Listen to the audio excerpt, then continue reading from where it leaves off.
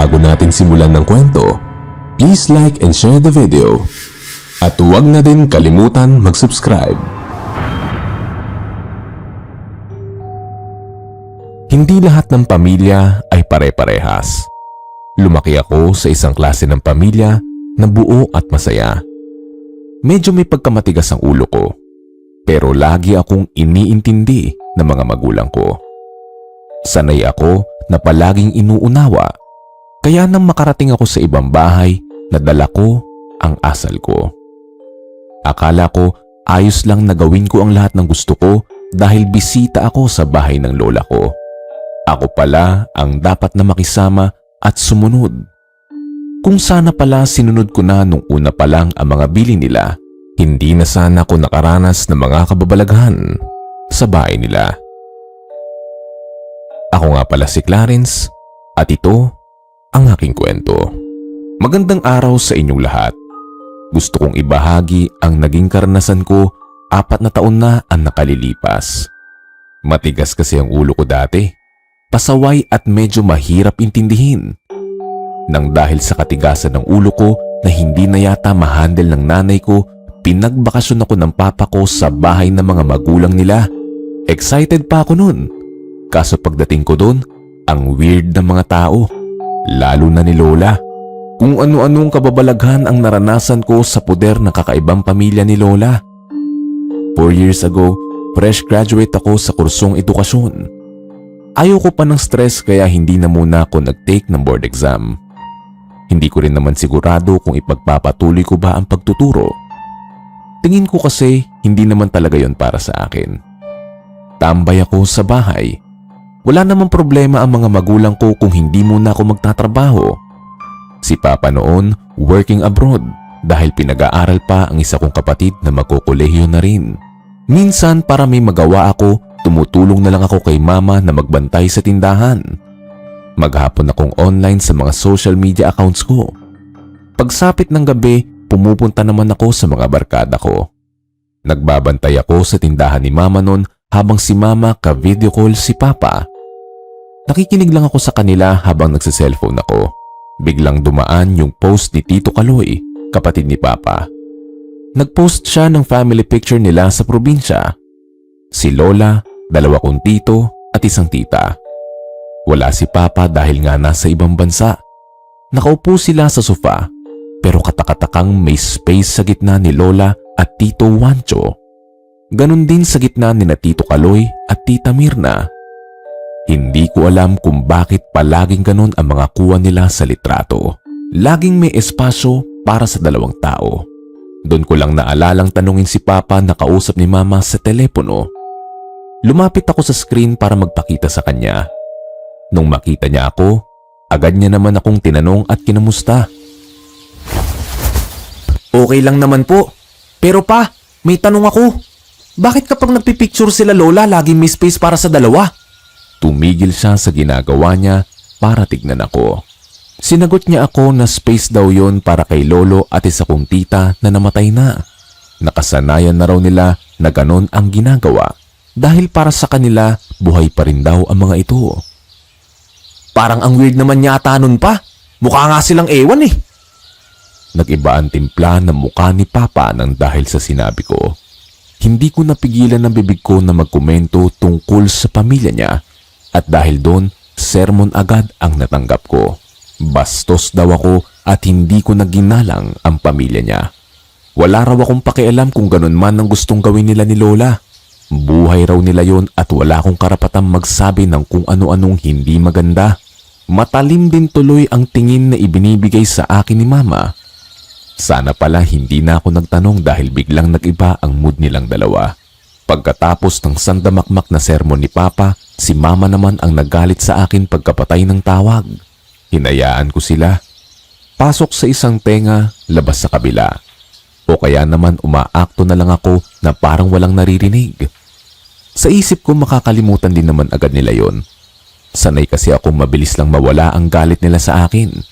Minsan ako na rin ang gumagawa ng paraan para pansinin nila ako. Kaunting lambing lang kay Mama, ayos na ulit kaming dalawa. Nakuha ko pang mang-asar sa post ni Tito Kaloy. Tinawanan ko pa yon at nag-comment kung para sa akin ba ang space. Hindi niya naman ako nireplyan. Siguro hindi rin napansin. Hindi ako masyadong close sa kanila. Bilang sa daliri kung ilang beses na kami nakapunta sa Batangas. Kapag nasa Pilipinas si Papa, doon lang kami nakakapunta sa kanila. Hindi rin naman kami nagtatagal doon ng ilang araw at mas gusto pa rin ni Mama na sulitin ang bakasyon ni Papa nang kami-kami lang. Wala akong ibang ginawa noon kundi pumunta sa bahay ng girlfriend ko na si Mia. Tambay, inom kasama ng mga tropa at girlfriend ang tangi kong inaatupag noon. Nang dahil doon tuluyan nang nagalit si Mama sa akin. Naputol na raw ang PC ng kakapiranggot niyang pasensya na natira sa akin. Sinumbong niya ako kay Papa. Napagalitan na naman ako. Kung puro pagbubulakbol lang din naman daw ang gagawin ko at hindi ako maghahanap ng pansamantalang trabaho kung ayaw kong magturo, tumira na lang daw muna ako sa Batangas na magtino ako kina Lola. Seryoso pa? Patitirahin niyo ako kina Lola? Baka mahawa ko sa kawirduhan nila. Nakuha ko pa siyang biruin noon kaya mas lalo siyang nagalit sa akin. Hindi naman labag sa kalooban ko noon kung magbabakasyon muna ako sa bahay nila Lola. Mas gusto ko ngayon at na mas makilala ko sila. Akala nila magrereklamo ako pero kabaliktaran ang nangyari. Tuwang-tuwa pa akong tumawag kay Tito Kaloy noon para sabihin sa kanya. Tito, dyan na daw muna ako sa inyo, sabi ni Papa. Ayos lang ba? Ha? Ayos lang naman. Pero bakit? Wala. Magbakasyon muna raw ako hanggat wala pa akong trabaho. Ganun ba? O edi sige. Wala namang problema eh. Ilang araw lang din ang lumipas. Nagpadala si Papa ng pera kasama ng pamasahe ko. Hindi rin ako nagdalawang isip kahit na may nobyang may iwan. Nagpaalam na ako sa kanya pati na rin sa mga kaibigan ko. Si Mama sobrang daming habilin sa akin. Magpakabait daw ako doon at hindi raw po pwede ang ugali ko kina Lola. Masyado raw matigas ang ulo ko kaya sana ay mapatino ako roon. Bumiyaya ko noon at dahil medyo matandain naman ako na kaya kong mag-isa, nagpasundo na lang ako kay Tito Kaloy sa terminal ng mga bus. Sinalubong niya ako at tinapik sa balikat. Oh, mabuti nakarating ka mag-isa.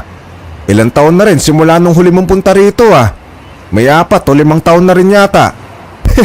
Oo nga Tanda ko naman tsaka diretso lang din naman ang biyahe ko. Tumitig siya sa akin. Bahagyang salubong ang mga kilay niya kaya nagtaka naman ako. Bakit ka naman ganyan makatingin sa akin, Tito?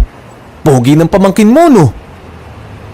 Umiwas siya ng tingin sa akin tsaka umiling. Tinalikuran niya ako at pumasok na sa loob ng kotse niya. Pakiramdam ko noon na pahiya ako. Hilaw akong natawa habang pumapasok din sa loob ng sasakyan. Hindi ko tuloy alam kung paano magsisimula makipag-usap ulit sa kanya. Kumusta naman si Lola, Tito? Ayos lang siya. Medyo mahina na at mabilis na mairita. Kaya ikaw, huwag ka masyado magingay sa bahay. Ayaw niya na maingay. Kapi, Tito. Sinabi sa akin ni Papa mo kung bakit pinagbakasyon ka muna niya rito. Sana hindi mo dinala rito yung ganun mong ugali. Huwag kang magpapasaway. Mas maigpit ang Tito Wancho mo kaysa sa tatay mo kaya magtino ka. Oo, Tito. Tsaka hindi naman ganun katigas ang ulo ko. Promise magpapakabait ako rito. Tuluyan akong nanahimik noon. Kakarating ko lang pero ang dami ng sinabi sa akin. Hindi na rin naman siya nagsalita. Hindi tuloy ako komportable noon habang papunta kami sa bahay nila. Si Tito Kaloy pa lang ang nakakaharap at nakakausap ko pero parang gusto ko nang umuwi. Nang makarating kami sa bahay nila, wala pa ring pinagbago yon mula nung huli kong makita. Napapaligiran sila ng mga punong namumunga at mga halaman. Sa isang puno ng mangga, merong duyan kung saan pwedeng magpahinga. Umaalingasaw rin ang amoy ng ilang-ilang. Tanda ko kapag naamoy ko yun tuwing gabi, kinikilabutan ako. Maihahalin tulad siya sa amoy ng sampagita. Kapag humangin, kakalat agad ang amoy sa paligid. Ang haligi ng bahay ay gawa sa kahoy na pininturahan ng puti at pula.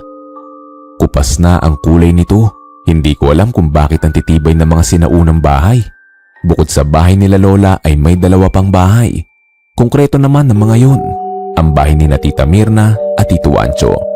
May mga pamilya na sila pero doon pa rin sila nagpatayo ng bahay malapit kina Lola. Si Tito Kaloy naman wala pang asawa. Si Lola naabutan ko sa Teresa, nakaupo sa rocking chair. Nang makita niya ako, naningkit ang mga mata niya na parabang kinikilala ako. Lumapit agad ako sa kanya para magmano. Magandang tanghali po, Lola. Kilala niyo pa po ba ako? Hindi siya sumagot sa akin. Tila kinikilala pa rin kung sino ako. Nang sumulpot si Tito Kaloy mula sa likuran ko, dun lang nawala ang tingin niya sa akin. Matuto ka rin gumalang. Hindi mo kaedad ng kausap mo.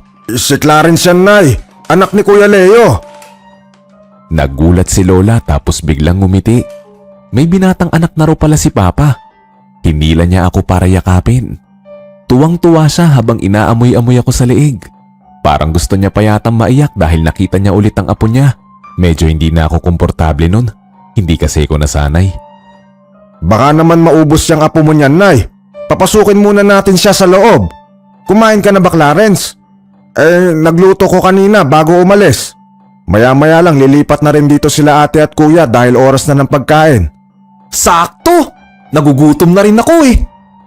Pumasok kami sa loob ng bahay. Si Lola naiwan pa rin doon sa terrace. Wala pa ring bago sa loob ng bahay. Yung sahig nila, makinis na semento tapos kulay pula. Yung mga gamit puro yari pa rin sa kahoy. Ganon pa din ang mga upuan. Gawa sa mabigat na kahoy tapos makinis at nilagyan ng barnis. Nilagyan na lang ng mga unan para hindi masakit kapag inuupuan. Ang nakaagaw ng pansin ko yung kalendaryo nila sa dingding. Pinasadya yata dahil ang nakalagay ay ang family picture nila. Tulad pa rin ng iba nilang picture. Mayroon pa ring 2 espasyo. Isang palapag lang ang bahay pero malawak at malaki. May bahagi lang na elevated ng ilang baitang kung nasaan ang 4 na kwarto. Hindi naman yun lahat ginagamit dahil si Tito Kaloy na lang at Lola ang nakatira sa bahay. Doon ka na magkwarto sa dating kwarto ni Kuya Wancho at Papa mo. Tinayos ko na ron. Ipasok mo na muna ang mga gamit mo. Pagkatapos lumabas ka na rin agad at manananghalian na tayo. Tumango ako at dumiretso sa kwarto nila Papa dati. Hindi naman mahirap hanapin dahil may mga pangalan ang pinto nila. Yung pinakadulong kwarto, nakakandado. Kwarto yon nung namatay kong tita na si Tita Ninya. 12 pa lang ako nung namatay siya. Ang sabi nagkasakit daw tapos hindi agad nalunasan. Mula rin nung namatay siya, hindi na binuksan yung kwarto niya. Lahat ng gamit niya nandoon pa.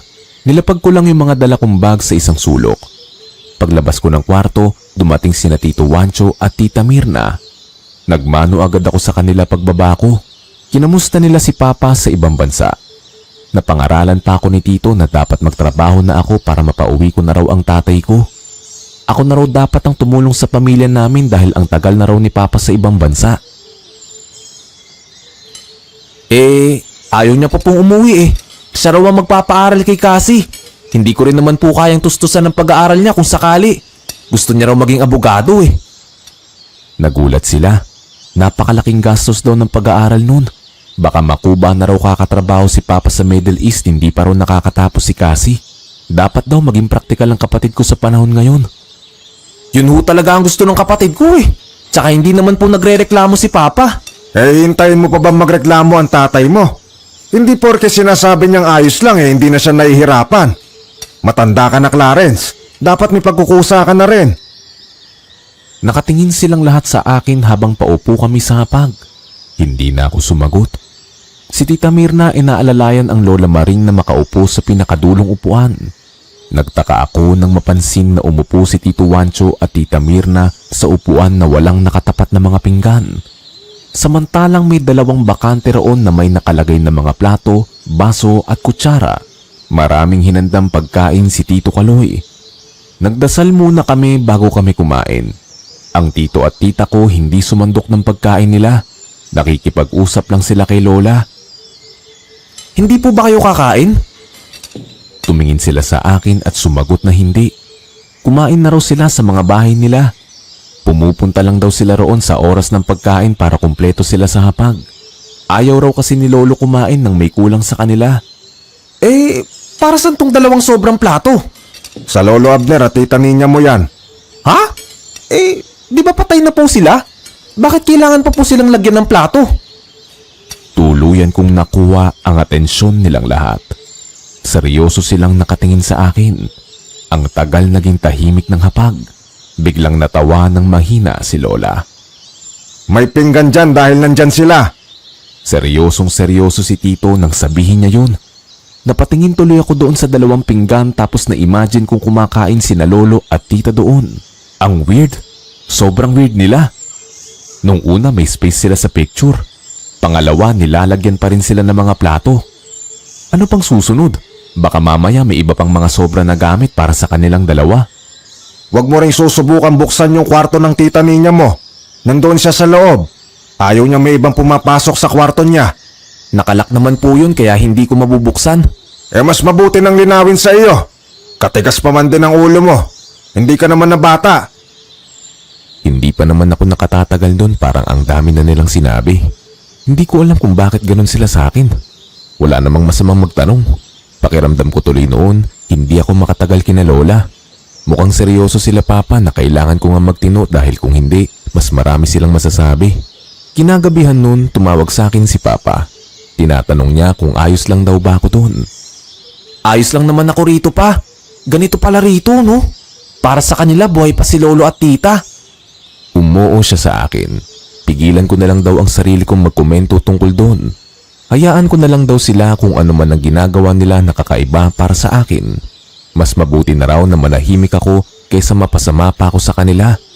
Pagkatapos ng tawag, doon ko lang naalala ang girlfriend ko na si Mia. Maghapon pala akong hindi nakapag-message sa kanya. Magkaklase kami dati at parehas kaming nakapagtapos. Parehas din kaming wala pang balak mag-exam. Ang plano namin sabay na lang kami kung sakali mang itutuloy ko ang pagtuturo. Sinabi ko sa kanyang na babagot ako kina Lola at sana pala hindi na lang ako pumunta. Tinanong niya ako kung gusto ko raw ba ay sumunod siya sa akin sa Batangas. Na-excite tuloy ako bigla. Ang kaso hindi ko alam kung pwede. Kinabukasan maaga akong nagising. Maaga ko rin kasing narinig ang mga boses nila. Paglabas ko ng kwarto, nandun ang mga pinsan kong mga bata pa. Nandoon din ang mga asawa ni Tito Wancho at Tita Mirna. Nung makita ako ng mga bata, nagtatakbo sila papalapit sa akin. Napalibutan nila ako. Wala pa naman ako nun sa mood dahil bagong gising pa kaya hindi ko sila pinansin. Dire-diretso ako sa banyo para maghilamos at magmumog. Paglabas ko, sinalubong ako ni Tito Kaloy. Hindi ka man lang bumati sa mga bata. Hindi ka rin nagmano kay Tita Lucy at Tito Jeff mo. Linggo ngayon. Araw ng pamilya kaya nandito silang lahat. Gusto ng lola mo kompleto ang lahat kapag araw ng linggo. Kayo lang naman ang palaging wala dahil malayo kayo. Pasensya na Tito. Bagong gising kasi ako kaya hindi ko sila napansin. Bumalik ka doon at magmano ka. Pagkatapos samahan mo ko rito sa kusina. Tulungan mo ako maganda ng mga pagkain nang may maitulong ka naman. Sige Tito, labas muna ulit ako dun. Sinunod ko ang utos ni Tito noon kahit medyo nababadrip ako sa pagiging istrikto niya sa akin. Hindi kasi ko sanay na bawat galaw ko ay napapansin. Parang lahat ng gawin ko sa bahay na yun ay napupuna. Pagkatapos ko magmano sa mga tito at tita ko, babalik na sana ako sa kusina nang tawagin ako ni Tito Wancho. Hindi pa raw ako bumabati kay Lolo pati na rin kay Tita Ninya. Tinuturo niya pa ang mga litrato nila sa ibabaw ng pasimano. Salubong tuloy ang mga kilay ko habang tumitingin doon. Hindi ko alam ang gagawin ko. Lalo pa at nakatingin silang lahat sa akin. Lumapit ako doon sa gitna. Kunwari kong hinawakan ang mga litrato nila. Good morning po! Nahihiya akong umalis doon at bumalik sa kusina. Wala naman nang sinabi sa akin si Tito Kaloy. Basta tinulungan ko siya sa kusina. Naglaro lang ang mga bata. Sobrang ingay sa bahay. Ang mga nakatatanda walang ibang naging usapan kundi pagbabalik tanaw noong nabubuhay pa sina Lolo at Tita Ninya. Hindi ko talaga nun mapigilan mag-isip kung bakit parang tinuturing pa rin silang buhay. Umaakto ang pamilya ni Lola na parang buhay pa ang mga taong namayapa na. Nakatagal naman ako roon kahit papaano. Nasasanay na rin ako sa kanila. Nananahimik na lang ako at hindi na nagtatanong pa kapag may napapansin ako. Tulad na lamang kapag kinakausap nila Tito ang picture ni Lolo. Nakikipagkwentuhan sila rito na parabang sasagot sa kanila ang litrato. May 2 linggo na ako sa kanila. Nang sabihin ni Mia sa akin na hindi raw siya maayos sa bahay nila, nag-away raw sila ng nanay niya at gusto niyang sumunod sa akin. Nag-aalala ko noon kaya naman ipinagpaalam ko agad sa kanila kung ayos lang ba na papuntahin ko ang girlfriend ko doon. Ayos lang po ba na papuntahin ko rito ang girlfriend ko? Sino? Si Mia? Saan siya matutulog dito? Nagsalita si Lola bigla. Hindi raw kami pwede magsama sa iisang kwarto kung pupunta si Mia. Hindi raw pwede ang ganun kay Lolo. Pwede naman po siguro siya sa kwarto ni Tita Ninya. Agad silang umangil sa akin. Sabay-sabay pa silang umiling. Magagalit ang tita mo. Kung gusto mo, doon siya sa kwarto. Tapos ikaw, pwede ka ron sa kwarto ko. Tumango na lang ako para hindi na humaba pa ang usapan. Basta umuo sila sa akin. Nung sinabi ko kay Mia na pumayag sila, agad siyang nag-asikaso papunta sa akin. 2 araw lang din ang lumipas nang dumating siya. Magilo siyang bumati at nagpakilala sa buong pamilya ni Lola. Nagustuhan naman nila siya ng dahil doon. Magpapasko na nun kaya tinanong siya kung ayos lang ba na wala siya sa kanila. Sumagot naman siya na ayos lang. Pero hindi niya sinabing hindi sila maayos ng pamilya niya. Naging maayos naman ng mga unang araw ni Mia roon. Bago siya pumunta, sinabi ko na rin naman sa kanya na medyo weird ang pamilya ni Lola. At naintindihan niya naman kaya hindi na siya nagtaka. Kasama ko sa kwarto si Tito Kaloy. Hindi ako gaano makatulog nun. Hindi kasi ko sanay na may ibang kasama sa kwarto. Kaya nung pang-4 na gabi, sinabi ko sa kanyang lilipat na lang ako. Hindi ako makatulog, Tito. Pwede bang lumipat na lang ako? Ayos na ako sa sala. Ikaw ang bahala. Magdala ka na lang ng kumot at unan mo roon. May electric fan naman doon. Buksan mo na lang. Lumabas na ako ng kwarto. Sinubukan kong humiga roon sa sala, pero hindi pa rin ako makatulog. May 1 oras na yata akong nakahiga roon, pero gising na gising pa rin ang diwa ko. Sumagi sa isip ko ang kwarto ni Tita Ninya. Nakakandado yun, pero naalala ko may mga kumpol ng susi na nakasabit sa dingding. Tumayo ako at kinuha yun. Sa isip ko, tulog na naman silang lahat. Maaga na lang akong gigising para hindi nila malaman na doon ako matutulog. Mayroong 6 na susi, sinubukan ko isa-isa. Nung pang-4 na susi na ang pinasok ko, nabuksan ko na yun. Luminga pa ako sa paligid para siguraduhin walang makakakita sa akin. Dahan-dahan kong pinuksan ng pinto. Sinalubong ako ng malamig na hangin pagpasok ko. Sumabay pa ang malakas na amoy ng ilang-ilang. Bigla akong nilamig, kaya nayapos ko ang sarili ko. Walang ilaw pero may liwanag naman na nanggagaling sa bintana ng dahil sa buwan. Maaliwalas ang kwarto ni Tita. Lahat ng mga gamit niya ay kumpleto pa rin doon at maayos. Meron siyang vanity mirror. May mga makeup siya roon. May maliit ding Bluetooth speaker sa gilid.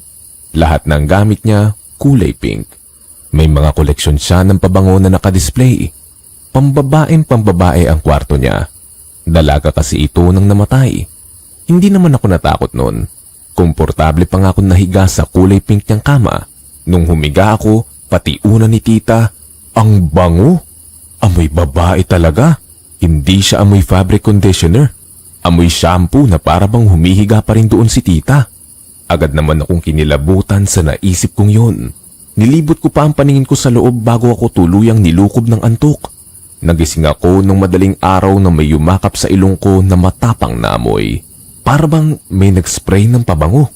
Kalat na kalat ang halimuyak nito sa buong kwarto. Kinusot ko ang mga mata ko para i-check ang cellphone na nasa ilalim ng unan ko. 3:00 na ng umaga, nabahinga ko sa sobrang tapang ng amoy sa ilong ko. Hindi ko kinaya at tumabas na ako ng kwarto. Sinigurado kong nilak ko ulit yun dahil baka may makaalam pang pumasok ako doon. Paglabas ko naman, nawala na yung amoy. Nahiga ulit ako sa sofa at doon na ako inumaga. Bumangon na ako nung narinig kong lumabas na si Tito Kaloy. Nag-iinat ako noon nang mapatingin siya sa akin. Nagpabango ka ba? Ang lakas ng amoy. Ha? Hindi po. Kaamoy mo pa yung paboritong pabango ni Ninya eh. Matamis na matapang. Baka kay Mia po. Kumapit lang siguro sa akin. Nakaligtas ako noon at hindi nila ako nahuli. Nung sumunod na mga gabi, doon pa rin ako sa kwarto ni Tita natutulog. Tapos lalabas na ulit ako kapag alas 4 na ng umaga. Hindi ko alam kung bakit ang sarap ng tulog ko dun sa kwarto niya. Mahimbing na mahimbing ang tulog ko. Minsan nga ayaw ko nang bumangon. Ang weird, pero pakiramdam ko kapag nandun ako, may humihili sa akin sa pagtulog. Lunes noon, araw ng check-up ni Lola. Kaming dalawa lang ni Mia ang maiiwan sa bahay dahil maaga silang umalis. Hindi raw sigurado ni Tito kung anong oras sila makakauwi. Baka gabi na raw at minsan mahaba ang pila sa doktor ni Lola. Tanghalian, si Mia ang nagasikaso sa akin. Natawa ako nang nakita kong naglalagay siya ng 2 pang sobrang plato kahit kami lang 2 lang naman ang kakain. Ano ka ba naman, babe? Nahawa ka na sa kawirduhan nila, Tito. Huwag ka na maglagay ng sobrang plato dyan. Tayong 2 lang naman na nandito eh. Dagdag hugasin lang yung mga yan. Nag-alangan siyang sumunod sa akin. Binilin daw kasi yun ni Tito Kaloy sa kanya bago sila umalis. Hayaan mo na. Hindi naman nila malalaman na hindi natin sinunod eh. Wala siyang nagawa. Sinauli niya yung plato at baso na ilalagay niya sana sa mesa. Kumain kami habang nagkukwentuhan. Dahil si Mia ang nagluto, ako ang maghuhugas ng pinagkainan. Nilagay ko na ang mga pinggan at baso sa tabi ng lababo. Nung babalik ako sa lamesa para itabi ang mga sobrang pagkain, napatalon ako sa gulat nang bigla na lang mabasag ang isang baso. Takang-taka kong nilingon sa sahig ang nagkapira-pirasong baso. Imposibleng malaglag yun dahil sa pinakagilid ng lababo ko yun nilagay. Agad lumapit si Mia para magtanong. Nabasag bigla yung baso. Hindi ko naman nasanggi. Nandito na ako sa lamesa nung nalaglag eh. Hindi siya sumagot. Siya na ang naglinis nung nabasag habang ako nagtataka pa rin. Wala naman pusa nun. Hindi naman mababasag yun kung walang makakasanggi. Hinugasan ko na yung mga pinagkainan. Si Mia naglilinis ng bahay. Naisip kong magpatugtog. Sayang kasi yung malaking speaker sa sala kung hindi naman nagagamit. Sabi kasi ni Tito Kaloy, ayaw raw ni Lolo na maingay na bahay. Kung mag-iingay man daw, gusto niya nang dahil sa tawanan ng pamilya niya. Hindi ko alam kung bakit patuloy pa rin nilang sinusunod ang mga gusto ng taong matagal ng patay. Nagpatugtog ako ng malakas.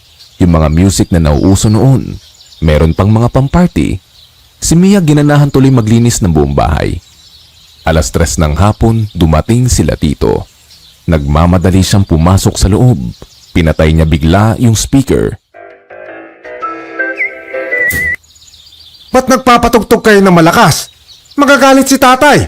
Oras na ng siesta niya. Tito, patay na si Lolo. Hindi patay si tatay. Nandyan lang siya, Clarence. Binabantayan niya tayong lahat dahil mahal niya tayo. Ayaw niya tayong iwan. Natakot ako sa inasta ni Tito noon.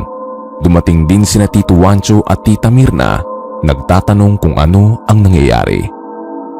Itong anak ni Kuya Leo, napakatigas ng ulo. Nagpapatugtog eh. Natutulog ang tatay ng ganitong oras. Naggalit si Tito Wancho nang dahil doon. Sa sobrang galit niya, wala na akong naintindihan sa mga isinisigaw niya sa akin.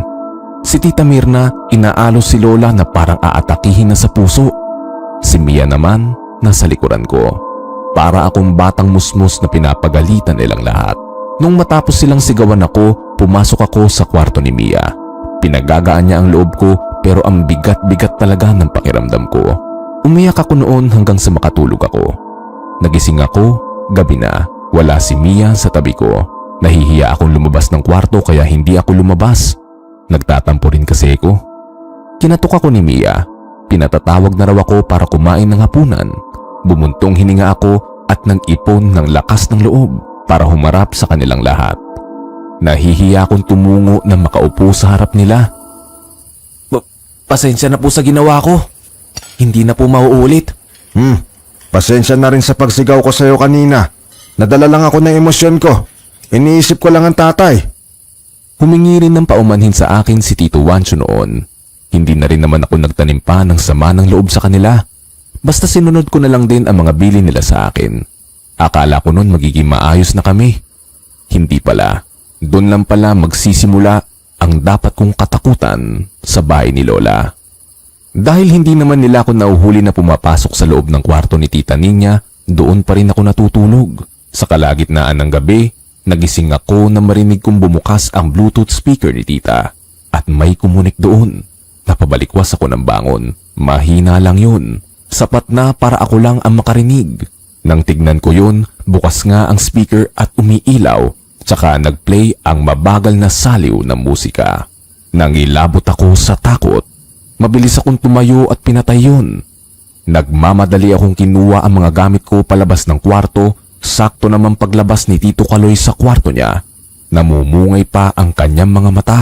Nagkakulatan kaming dalawa. Clarence! Anong ginagawa mo dyan sa kwarto ng tita mo? Napakamot ako sa ulo. Nawalan ako ng choice kundi aminin doon ako natutulog. Wala na siyang nagawa sa akin at napahilamos na lang sa muka. Suko na ako sa iyo, Clarence. Hindi kami nagkulang sa pagbibilin sa iyo. Ngayon, bahala ka nang harapin kung anong mangyayari sa iyo. Sinabihan na kita. Iniwan niya ako pagkatapos niyang sabihin yun. Hindi ko naman siya naintindihan. Sinundan ko lang siya ng tingin. Magdamag na bumagabag sa akin yun. Nung mga sumunod na araw, dun na tumindi ang mga nararamdaman ko. Naliligo ako sa banyo noon. Nung biglang lumamig ang pakiramdam ko hanggang patok, hindi ako mapakali. Pakiramdam ko may nanonood sa akin sa loob. Nagmadali na akong maligo dahil iba na talaga ang pagkatayo ng mga balahibo ko noon. Paglabas ko parang may sumalubong sa akin. Naramdaman ko siyang dumaan sa balat ko na parang mabilis na hangin. Hindi ako mapakali buong araw. Tahimik ako at hindi nagsasalita. Kinakausap nila ako pero panay tango at iling lang ang ginagawa ko sa kanila. Si Mia nagtataka na sa inaasal ko. Simula nung gabi na nahuli ako ni Tito Kaloy na natutulog sa kwarto ni Tita Ninya, hindi na ulit ako pumasok doon. Sa sala na ako natutulog. Isang gabi, tulog na silang lahat. Ako, gising pa rin at nagsiselfone sa sala. Kachat ko si Papa. Sabi ko sa kanya gusto ko nang umuwi pero ayaw niyang pumayag. Sinusumbong kasi ko nila Tito sa kanya. Hindi pa rin daw ako nagtitino. Abala ako sa pagtatype ng reply kay Papa noon nang marinig kong may sumisitsit sa akin. Bumangon ako sa sofa at hinanap kung saan nanggagaling yun. Naulit-ulit ang sitsit. 3 beses. Madilim dahil patay ang lahat ng ilaw. Hindi ko alam kung saan ako lilingon.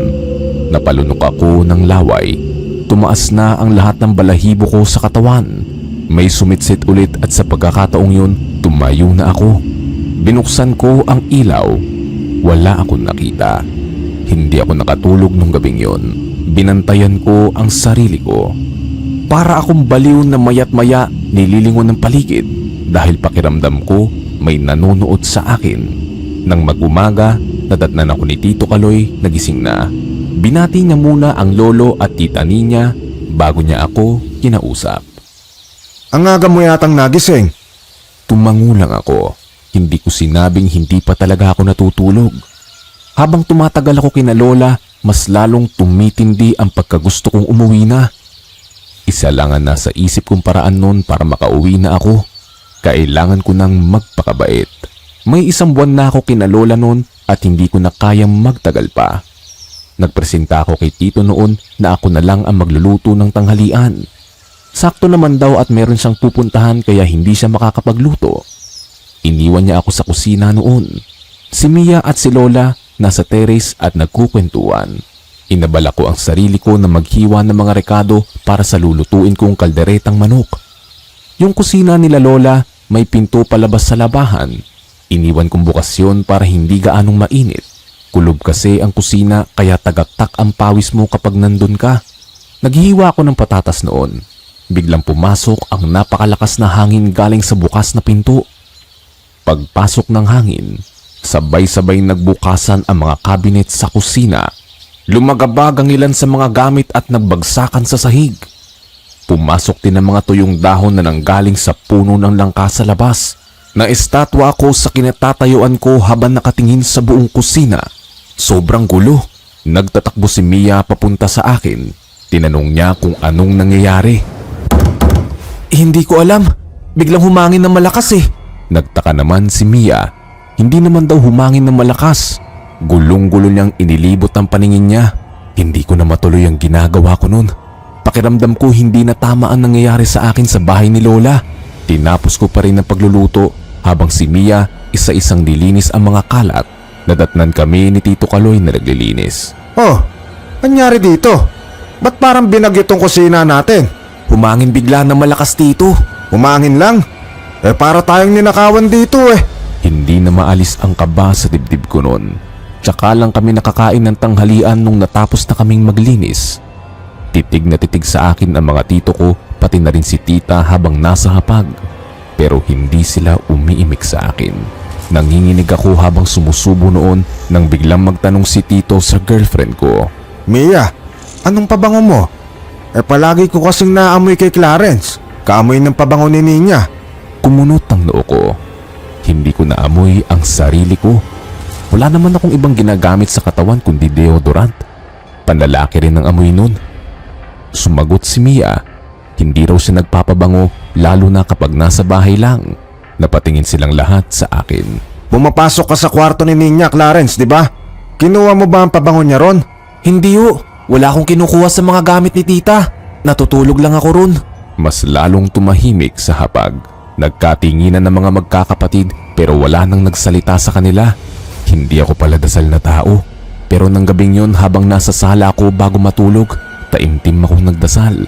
Hiniling ko ang kaligtasan ko pati na rin ang katahimikan ng mga taong namayapa na sa bahay ni Lola. Sa sobrang tagal ng pagdadasal ko, nakatulugan ko na pala yun. Naalimpungatan lang ako sa marahang haplos sa pisngi ko. Nakapikit pa rin ako. Pakiramdam ko bumalik ako sa pagkabata habang dinadama ang palad sa pisngi ko. Naalala ko kasing palaging ginagawa sa akin ni Papa yon kapag ginigising niya ako sa umaga. Dahan-dahan akong nagmulat na sana pala hindi ko na ginawa. Ang tita niya nakaupo sa gilid ko at nakangiti sa akin. Mabilis akong bumangon. Nawala rin siya bigla. Tumayo ako para buksan ang ilaw. Para akong kakapusin ng hininga dahil sa nakita ko. Ramdam ko rin ang panginginig ng kamay ko. Napalingon ako sa gilid kung nasaan mismo ang litrato ni tita. Mas tumindi ang takot na nararamdaman ko. Yung ngiti niya sa picture, katulad nung ngiti na iginawad niya sa akin.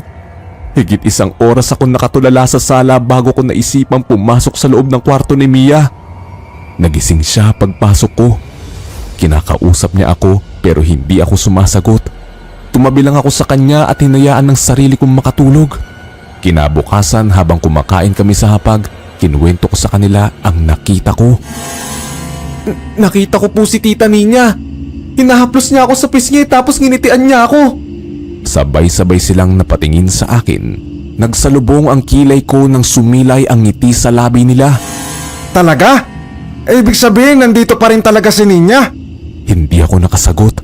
Bakit imbis na matakot sila ay tuwang-tuwa sila na nandito pa rin sa bahay ang matagal ng patay? Sa ginagawa nilang lahat, ayaw nilang bigyan ng katahimikan ng mga taong dapat ay nagpapahinga na. Ang pamilya mismo ni Lola ang may kagagawan kung bakit ayaw umalis nila tita Ninya sa bahay. Patuloy pa rin kasi silang umaasta na buhay pa sila. Hindi ko napigilan ang sarili ko na magsalita sa kanila. Hindi po sila matatahimik kung patuloy kayong aasta na buhay pa sila. Tanggapin nyo na pong matagal na silang wala. Nang dahil sa sinabi ko, hinampas ni Tito Wancho ang mesa. Dinuro niya ako at sinabing wala akong karapatan mangialam kung ano man ang gusto nilang gawin. Bahay raw nila yon at patakaran nila ang masusunod. Kung ano ang sinabi nila, yon ang susundin ko. Magsasalita pa sana ako nang pigilan ako ni Mia. Ang bilin ni tatay bago siya mawala, ituring pa rin siyang buhay. Ayaw niya pang mamatay, Clarence, pero oras niya na yon. Yon lang ang kabilin-bilinan niya sa amin. Sundin lahat ng gusto niya. Dahil kung hindi kami susunod isusunod niya kami sa kamatayan. Matagal ka na naming sinabihan na sundin mo kami. Pero hindi mo ginawa. Ngayon nagpaparamdam sa iyo si Ninya. Alam mo ba kung bakit? Maaaring ikaw na ang susunod sa kanya. Ikaw na ang susunod na kukunin ni tatay. Nangilabot ako bigla. Tumaas lahat ng balahibo ko sa katawan nang sabihin niya yun. Nanginginig ang mga labi ko. Sa isip ko gusto ko nang umalis. Hindi lang pala mga patay na ang nakakatakot doon. Pati pala mismo ang mga buhay. Tinatakot nila ako. Ano pong ibig niyong sabihin, tito? Tulad mo, matigas din ang ulo ni Ninya. Sinuway niya ang lahat ng bilin ng tatay nung nabubuhay pa siya. Bago nagkasakit ng kapatid namin, ilang beses nagpakita si tatay sa kanya. Imbes na ituring niyang senyales yun patuloy pa rin siya nagmatigas. Hanggang sa isang umaga hindi na siya nagising pa. Pagkatapos namin kumain, kinontak ko ulit si Papa. Nagmamakaawa na ako sa kanya na uuwi na kami ni Mia dahil ayoko na sa pamilya niya. Noong gabing yun, bigla na lang akong nilagnat. Lagi akong nagigising makarinig lang ako ng kaunting ingay.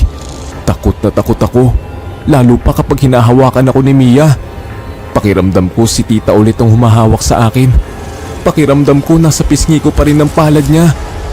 Tumatak sa akin ang sinabi ni tito, ayoko pang mamatay. Hindi mawala-wala ang lagnat ko. Nagigising din ako tuwing madaling araw. Dilat na dilat ang mga mata ko. Palinga-linga ako sa buong kwarto. Iniisip ko kasing makikita ko ulit siya. Magdamag din akong nagdadasal na wag na ulit sila magparamdam sa akin. Hinayaan na muna kami ni Mia na magkasama sa kwarto dahil may sakit ako. 3 araw na ang trangkaso ko noon pero hindi pa rin ako gumagaling kahit anong inom ko ng gamot. Wala rin kasi kung ganong kumain. Hindi tinatanggap ng sikmura ko ang kahit anong pagkain. Isinusuka ko lang din lahat. Kapansin-pansin na ang pamamayat ng katawan ko. Isang gabi nagising akong wala si Mia sa tabi ko. Nakakaramdam ako na matinding uhaw. Kahit hinang-hina, lumabas ako ng kwarto. Nakakapit ako sa dingding para hindi ako matumba sa paglalakad. Nanlalambot kasi ang mga tuhod ko. Sa baba lang din ang tingin ko para tignan ng nilalakaran. Malapit na ako sa hagdan. Nasa tapat na ako ng kwarto ni Lola nang mapahinto ako. Nakayuko ako at nasa sahig ang tingin. Tuluyan ng napako roon. Unti-unting lumalaki ang ulo ko at lumalamig ang aking pakiramdam. Nakakita ako ng pares ng mga kulubot na paa. Ang mga kuko niya ay sobrang dumi. Gumagapang pa ang maliit na uod doon. Halos simatahin na rin ako sa amoy na yumakap sa ilong ko. Amoy ng bubulok na bangkay.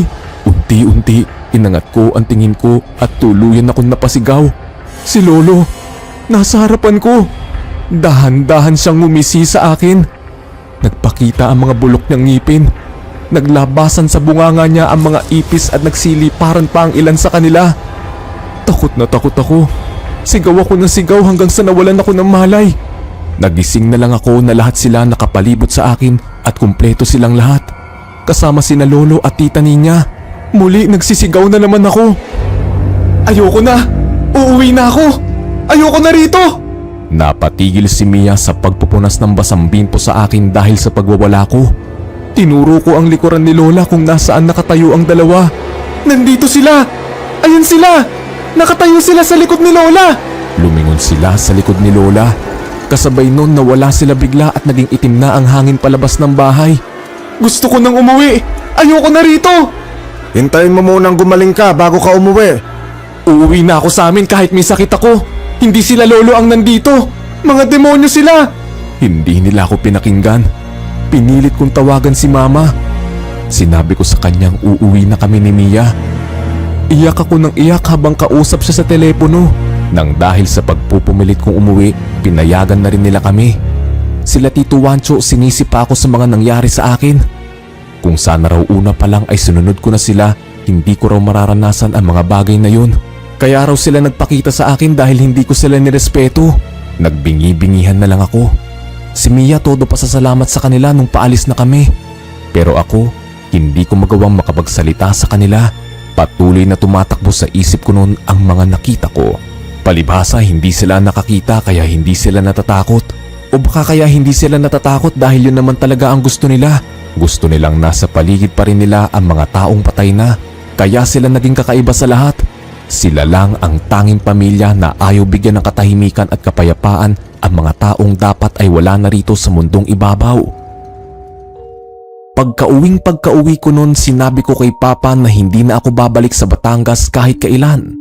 Ayaw ko nang bumalik sa bahay nila dahil habang buhay na mananatili sa alaala ko kung ano man ang nakita at naranasan ko sa poder nila. Balita ko hanggang ngayon ay ganun pa rin daw sila tito. Si Lola, pahina na ng pahina. Nung umuwi si Papa ng Pilipinas at nagaya magbakasyon doon sa kanila, hindi na ako sumama. Nagpaiwan na lang ako. Nagtino na rin ako pagka-uwi ko galing doon. Nag-apply rin akong teacher sa isang private school habang nagre-review para sa board exam. Ganon din si Mia. Sa awa ng Diyos, nakapasa kaming dalawa. Mag-4 na taon na rin akong guro ngayon. nakakatulong na rin ako sa pamilya ko. Paminsan-minsan, kinukontak ako ni Tito Kaloy. Humingi na rin naman siya ng pasensya tungkol sa nangyari. Sa mga taong lumipas, natutunan ko rin namang magpatawad dahil pamilya ko rin naman sila. Pinatawad ko sila pero hindi ako makakalimot. Darating din siguro ang panahon na magkakaroon ulit ako ng tapang at lakas ng loob na bumalik doon sa kakaibang pamilya ni Lola. Hanggang dito na lang po ang aking kwento. Sana'y nagustuhan po ninyo. Muli, ako po si Clarence at maraming salamat sa pakikinig.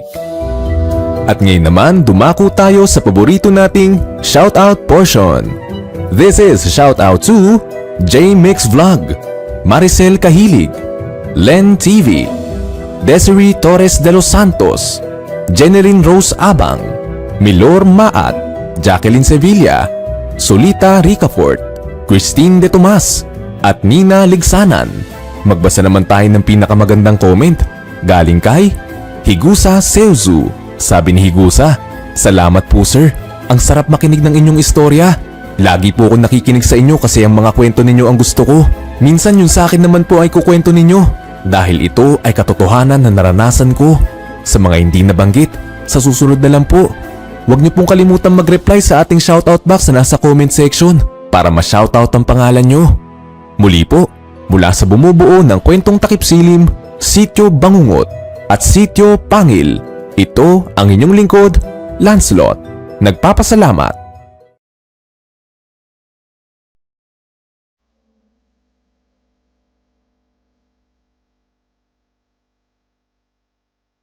Pamana ni Lolo Felix.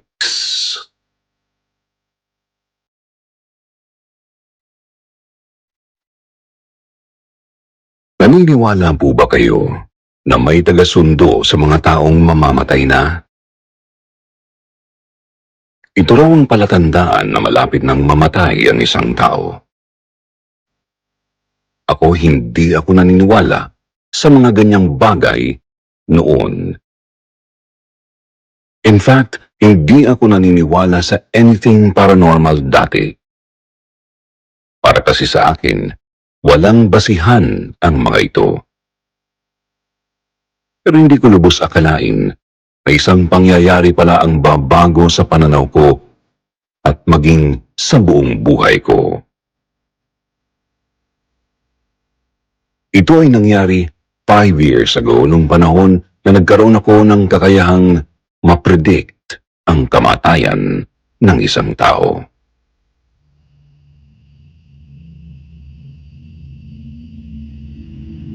Magandang araw, Sir Jupiter, at sa mga listeners ng Sityo Bangungot. Itago niyo na lang po ako sa pangalang Tricia, 30 years old, taga Mandaluyong.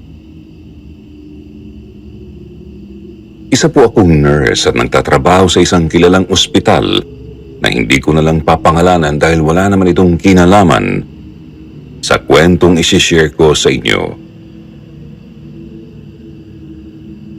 Dati po kasi ay sa isang home for the aged ako nagtatrabaho. Hindi kalakihan ang sweldo ko doon kaya naman nagtataka ang parents ko kung bakit ayokong umalis doon. Ilang beses na rin akong in-encourage ng auntie ko sa US na doon na lang magtrabaho. Mas malaki naman kasi talaga ang sahod ng mga nurses sa ibang bansa. Willing si auntie na ipetisyon ako dahil gusto niyang magkaroon ako ng mas magandang buhay. Pero hindi ko tinanggap ang offer niya. Nagtataka nga ang mga kaibigan ko sa akin. Kung ang iba ay nagkakandara pang makapagtrabaho sa ibang bansa, ito naman ako't ilang beses nang pinapalagpas ang pagkakataon na yun. Hindi naman sa patriotic ako, Sir Jupiter. Ayoko lang talagang umalis ng bansa. Mas gusto ko na malapit ako sa pamilya at mga kaibigan ko. Tsaka hindi ako mayaman. Hindi rin naman ako naghihirap financially. At higit sa lahat, malapit po talaga ang loob ko sa pinagtatrabahuhang home for the aged. Close po kasi ako sa lolo't lola ko, kaya may emotional connection talaga ako sa mga matatanda. Isa ako sa mga nag-alaga kina lolo't lola bago sila namatay.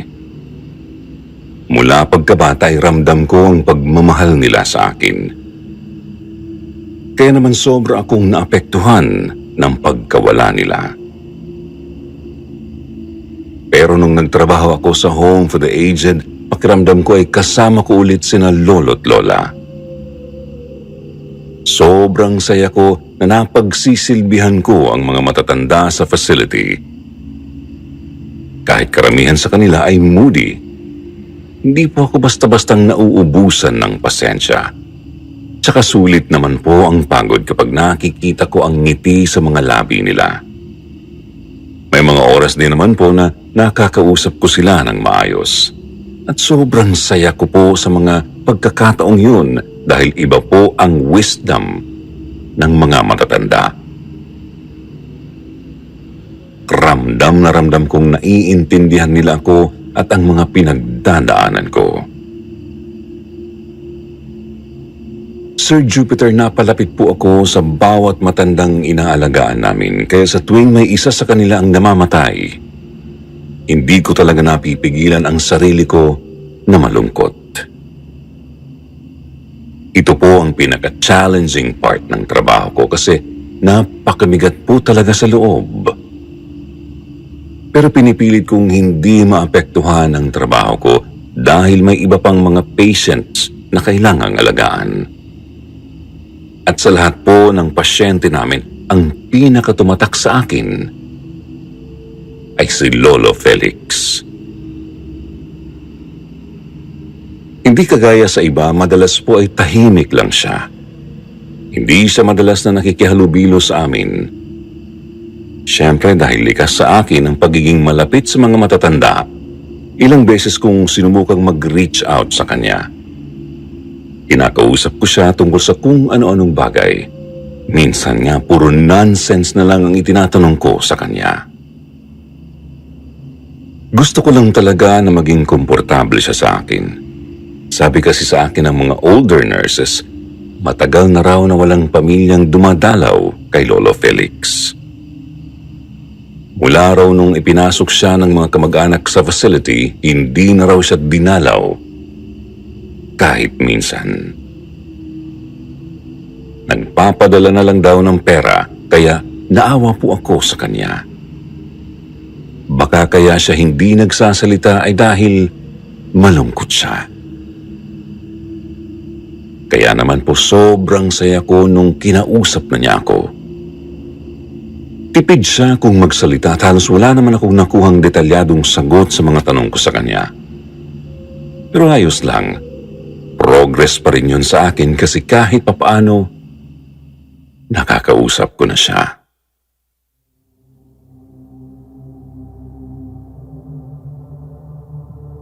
Hindi ko lang po inasahan na magbabago ang lahat. Tuwing nagsasalita kasi si Lolo Felix, lagi siyang may sinasabing nagpapakilabot sa akin. Una niyang sinabi ay malapit na raw ang kamatayan ni Lolo Isidro. Sabi ko sa kanya, huwag siyang magsalita ng ganyan. Pero ang sagot niya, parte daw sa buhay ng tao ang kamatayan. Hindi ito mapipigilan. Pagkatapos noon ay naging tahimik na ulit siya. Kinabukasan pagkapasok ko sa facility, nalaman ko na lang na binawian na pala ng buhay si Lolo Isidro kagabi.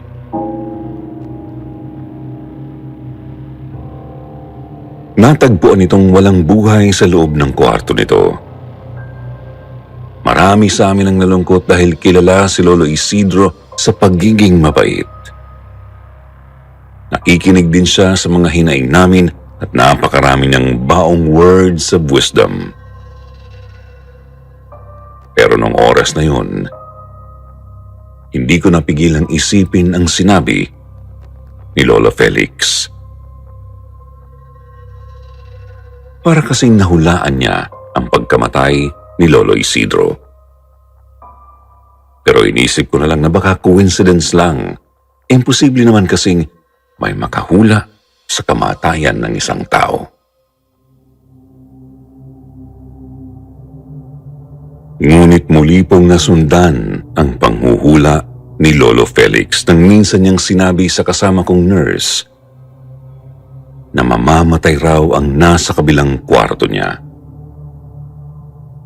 At kinabukasan nga po, nangyari ang kanyang sinabi nang maabutan ring walang buhay sa loob ng kwarto si Lola Fedelina.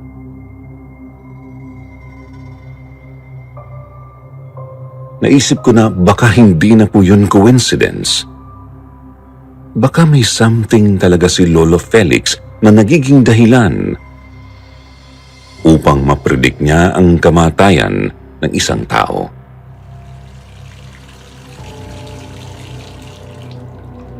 Isang araw habang pinapaliguan ko si Lolo Felix, itinanong ko sa kanya kung bakit niya nahuhulaan ang pagkamatay ng mga kapwa niya matanda sa loob ng facility. As usual, hindi pa rin siya nagsasalita. Tulala lang po siya habang nilalagyan ko ng shampoo ang kanyang ulo. Sa totoo lang, hindi ko rin naman ini-expect na sasagot siya.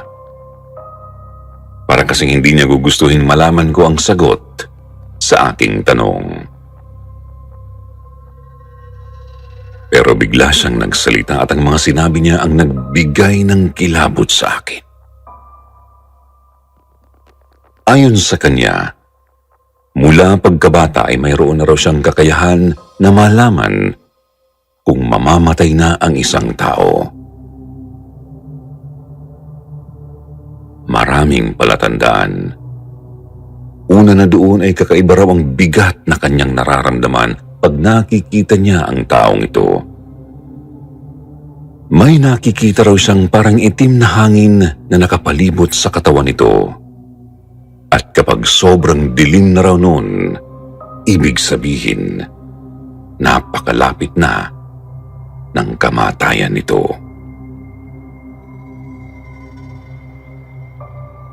Kung minsan naman ay may nakikita siyang mga kaluluwang nakasunod sa taong ito. Ang hula niya, ito raw ang mga malalapit na kamag-anak na magsisilbing sundo nito once na namatay na ito. Ang pinakamatinding palatandaan ay kapag nakita na niya si kamatayan. Hindi raw ito kagaya ng mga nakikita natin sa pelikula o telebisyon. Para lang daw itong isang madilim na aparisyon. Isang anino, pero kapag nakita mo na siya, malalaman at mararamdaman mo kaagad na siya si kamatayan. Hindi ko lubos na mapaniwalaan ang mga sinasabi niya. Sa totoo lang, Sir Jupiter, hindi ko masyadong binigyan ng pansin ang mga sinabi niya noon. Marami kasi sa mga matatanda sa facility namin ang ulyanin na at kung ano-ano na lang ang sinasabi. Pero nakuha ang atensyon ko nang sabihin niyang matagal na raw niyang napapansin ang isang madilim na hangin na nakapaligid kay Nurse Angie. Mag-iisang linggo na raw yun at habang tumatagal, padilim raw ng padilim ang hanging nakapaligid dito. Hindi ako nakapagsalita. Pero aaminin ko, may parte ng isip ko na naniniwala na sa kanya. Sasabihin ko sana kay Nurse Angie ang tungkol sa sinabi ni Lolo Felix, pero naisip ko na baka matakot lang siya. Worse, baka nga magalit pa siya sa akin. Kaya nagdasal na lang ako na sana'y mali si Lolo Felix. Tsaka wala naman talagang basihan ang sinasabi niya.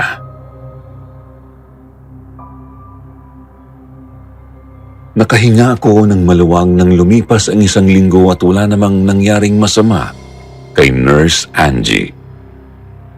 Sinabi ko na lang sa sarili ko na baka nga ulyanin na si Lolo Felix, kaya't kung ano-ano na lang ang lumalabas sa bibig niya. Kagaya ng dati, tahimik pa rin siya at nakatingin lang sa kawalan. Kapag kinakausap namin siya, tipid pa rin siya kung magsalita. Mabuti na lang at wala na siyang iba pang sinabi tungkol sa kamatayan. Pero isang araw, Sir Jupiter, muling nagkatotoo ang hula ni Lolo Felix. Kasalukuyan ko siyang pinapakain noon nang bigla akong nilapitan ng isa sa mga kasamahan kong nurse. Sinabi niya sa akin na nabangga raw sa isang truck ang motor na sinasakyan ni Nurse Angie papasok sa trabaho. Sinubukan raw itong itakbo sa ospital pero dead on arrival ito at ang asawa nito na siyang nagmamaneho ng motor. Pinagpawisan ako ng malamig at nanginig ang aking katawan sa narinig ko. Kasabay noon ay napalingon ako kay Lolo Felix na walang mababasang ekspresyon sa mukha. Para bang in-expect na talaga niya ang nangyari. Naalala ko na naman ang sinabi niya sa akin tungkol sa itim na hangin na nakapaligid kay Nurse Angie. Muli ko siyang tinanong kung totoo ba ang mga sinabi niya. Ang sagot naman niya, may mga bagay raw sa mundo natin na mahirap ipaliwanag. May mga bagay na hindi kayang abutin ng siyensya. Pero totoo raw na nangyayari ang mga ito. Hindi naman daw niya ako pipiliting maniwala sa kanya, pero isinusumpa niya na nagsasabi talaga siya ng totoo. Hinamon ko sa kanya na patunayan niya ang sinasabi niya sa akin.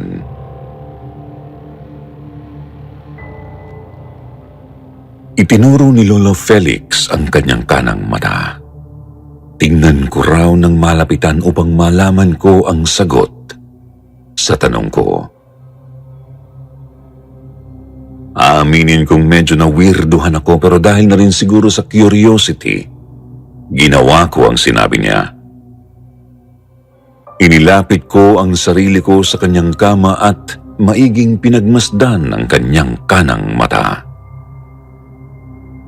Wala naman akong nakitang kakaiba, pero bago pa man ako matapos bigla na lang sumuka si Lolo Felix. Nagkalat ang kanyang suka sa aking katawan, sa mukha ko at tumalsik rin sa aking mga mata.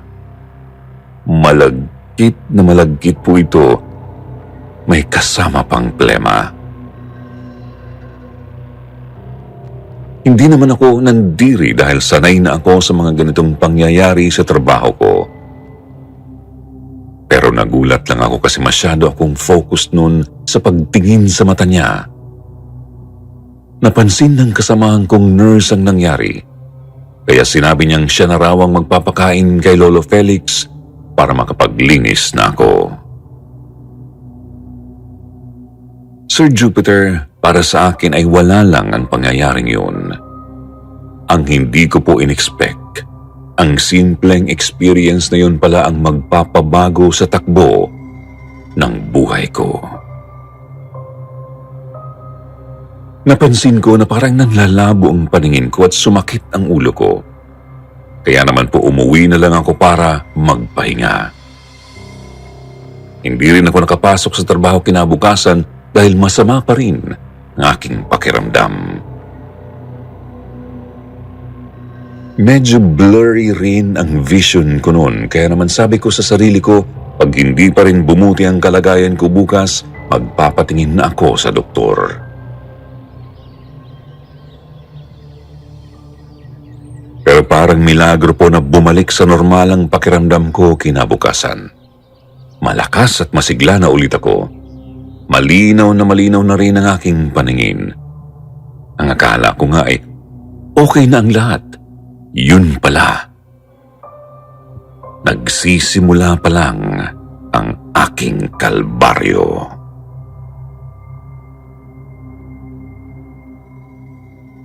Papasok na ako noon sa trabaho.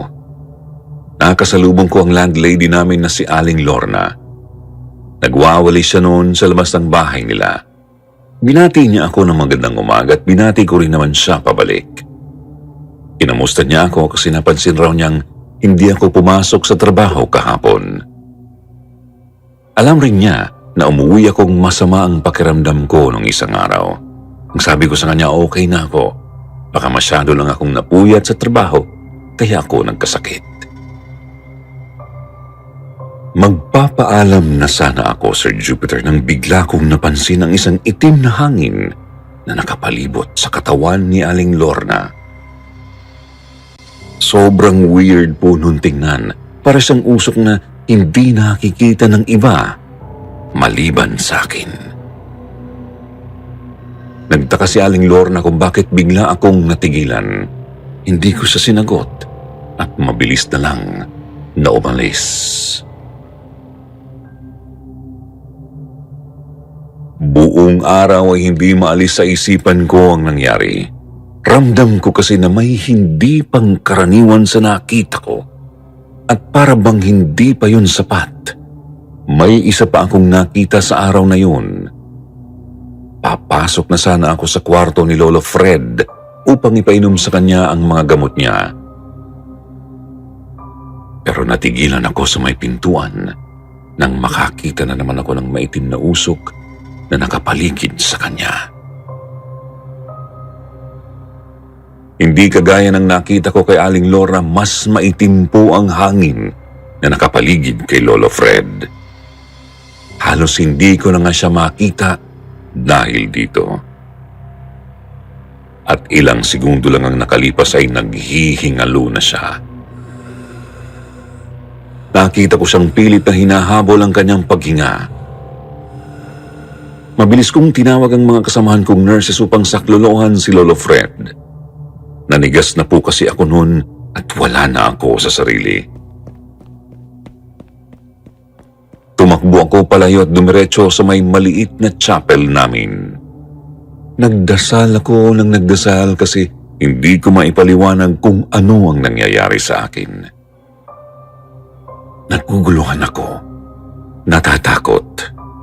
Sir Jupiter, napansin ko rin po na sa paglipas ng mga araw, paitim ng paitim ang hangin na nakapalibot kay Aling Lorna. Umabot sa point na sinasadya kong hindi na lang tumingin sa kanya. Hanggang sa isang araw nang umuwi ako, nabalitaan ko na lang na wala na raw si Aling Lorna. Nag-away raw ito at ang asawa nito. Iyak ng iyak si Aling Lorna dahil muntik raw itong pagbuhatan ng kamay ng asawa. Dahil dito ay inatake ang matanda sa puso. Isinugod sa ospital, pero kaagad namang binawian ng buhay pagkalipas lang ng halos 1 oras. Dahil sa mga nangyari, muling pumasok sa isip ko ang mga sinabi noon ni Lolo Felix. Nagmamatch kasi ang mga kwento niya sa mga nangyayari sa akin. Naalala ko rin nung sinukahan niya ako habang tinitingnan ko ang kanan niyang mata. Tumalsik pa nga noon ang malagkit at maplema niyang suka sa mata ko. Isang gabi tiningnan ko ang aking refleksyon sa salamin. Nag-focus ako sa mga mata ko at kapansin-pansin po ang isang nunal sa lower right ng 2 kong mga mata. Kung hindi mo titingnan ng maigi, hindi mo rin ito mapapansin. Para lang kasi itong maliit na tuldok. Pero nakakasiguro akong wala yun doon mula sa pagkabata ko. Hindi kaya lumitaw lang yun mula nung tumalsik ang suka ni Lolo Felix sa aking mga mata. Parang imposible ang mga naiisip ko, Sir Jupiter. Naisip ko pa nga na baka nahihibang na ako. Imposible. Pero wala na akong iba pang maisip na explanation sa mga nangyayari sa akin. Kaya naisip kong pilitin na si Lolo Felix na sabihin sa akin kung ano ang nangyayari. Sa mga nakalipas na araw, wala na kasi sa amin ang nakakausap sa kanya. Mas naging tahimik na siya at hindi na sumasagot pag tinatanong namin. Pero kailangan ko siyang pilitin. Kailangan ko ng kasagutan. Kailangang may gawin ako upang masolusyonan ang problema ko.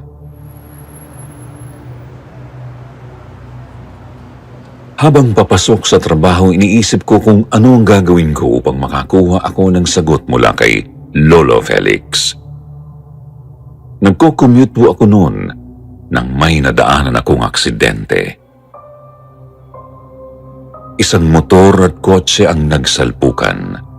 Duguan ang driver ng motor, halatang wala ng buhay. Napakaraming tao ang naroon. May pulisya at ambulansya. Pero sa gitna ng lahat ng gulo, hindi nakaligtas sa paningin ko ang isang malaking bulto na kulay itim. Nakatayo ito malapit sa driver ng motor. Para lang itong aparisyon na hindi nakikita ng iba. Kinabahan ako nang ma-realize ko kung sino ang nakita ko. Tumalikod ako at napasign of the cross. Tama pala talaga si Lolo Felix. Mararamdaman at malalaman mo talaga pagkaharap mo si kamatayan. Hanggang ngayon ay tumataas pa rin ang balahibo ko pag naaalala ko ang pangyayaring yun. Pagkarating ko sa trabaho, agad kong hinanap si Lolo Felix. Ayokong magsayang ng oras. Gusto ko agad siyang makausap. Dumiretso ako sa kwarto niya pero wala siya doon. Nagpaikot-ikot ako sa facility pero wala talaga siya. Hanggang sa sinabi ng isang nurse ang balitang gumulantang sa akin. Binawian na raw ng buhay si Lolo Felix kagabi.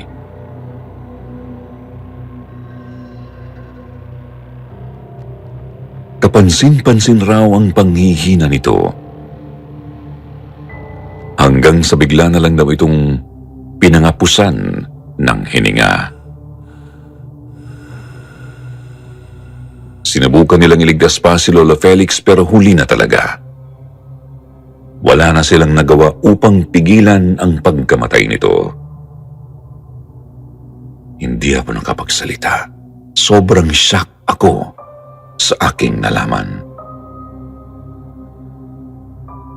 Paano siya namatay? Wala naman akong nakitang itim na hangin na nakapaligid sa kanya. Araw-araw kaming nagkikita pero wala akong nakitang mga multong nakapaligid sa kanya. Hindi ko rin nakita ang aparisyon ni kamatayan sa tabi niya. Sir Jupiter, naisip ko hindi kaya matagal nang napredict ni Lolo Felix ang araw ng kanyang pagkamatay. At dahil dito, sinadya niyang ipamana sa akin ang kakayahan niya. Pero hindi ko naman po ito gusto. Kailanman ay hindi ko hiningi ang ganitong klaseng ability. Bakit ko gugustuhin mapredict ang pagkamatay ng isang tao? Nakakatakot na bagay ito para sa akin. Lumipas ang mga araw at wala na akong nakitang itim na hangin o kahit anong signs ng kamatayan. Pero hindi pa rin mawala sa isip ko si Lolo Felix. Araw-araw kong ipinagdasal ang kaluluwa niya. Higit sa lahat, ipinagdasal ko rin na sana'y mawala na ang kakayahang ipinamana ni Lolo Felix sa akin. Nasa simbahan ako noon. Nasa unahan ko ang isang matandang babae na naglalakad ng nakaluhod. May dala siyang rosaryo, umiiyak at taimtim na nagdarasal. unang tingin ko pa lang sa kanya, mabigat na ang pakiramdam ko. Hanggang sa unti-unting lumitaw ang sobrang itim na hangin sa paligid niya. Siguro'y 1 minuto lang ang lumipas nang bumulagta siya sa sahig. Nagkagulo ang mga tao sa simbahan. Marami ang sumaklolo. Ako naman ay nanatiling nakaluhod. Hindi makagalaw. Gulat na gulat pa rin sa nasaksihan. Narinig ko ang sigawan nila na patay na raw ang matanda, pero halos wala ng ibang nagrehistro sa utak ko. Sir Jupiter, nung araw na yon, nagdesisyon akong mag-resign na sa pinagtatrabahuan kong Home for the Aged. Hindi ako sigurado kung makakatulong ito sa akin, pero kailangan kong lumayo sa lugar kung saan mas lalo kong maaalala si Lolo Felix. Sinubukan akong pigilan ng mga katrabaho ko pero buo na ang desisyon ko. Simula nung umalis ako doon, dumalang ang mga weird na pangyayari sa buhay ko. Hindi rin ako tumigil sa pagdarasal. Paminsan-minsan ay may nakikita pa rin akong itim na hangin na nakapaligid sa isang taong hindi ko naman kilala. Minsan nga, nakakasalubong ko lang sa daan. Naging normal na bagay na lang ito para sa akin. Ayon kasi sa nakausap kong paranormal expert, nabuksan raw ang aking sixth sense. Pero sa tulong ng dasal at matatag na pananampalataya ko sa Diyos, unti-unti na pong bumabalik sa normal ang buhay ko ngayon. Kahit na hindi pa talaga completely normal, alam kong darating ang araw na magiging mas maayos rin ang lahat. Sana po nagustuhan niyo ang kwentong isinare ko sa inyo. Salamat po sa pagkakataong ito at God bless po sa ating lahat. At ngayon naman, eto na ang inyong paboritong portion. Shout out kay Garcia Daisy, Tess Aguilar, Ansale Garcia, Maria Ana Villa, Daisy Flores, Rizaline Davida, Shasha Sudario, Mary Ann Calma, Mayumi Makisig, Colette, at kay Rose Days Alun.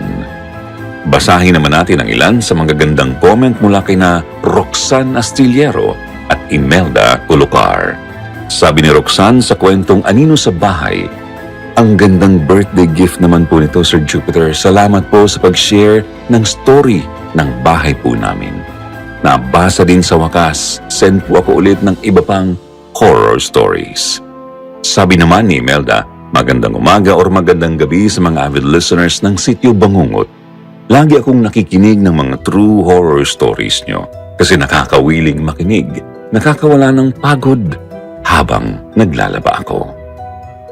Sa mga hindi po nabati at nabanggit, sa susunod na lang po, huwag niyo pong kalimutang mag-reply sa ating shoutout box na nasa comment section para ma-shoutout ang pangalan nyo.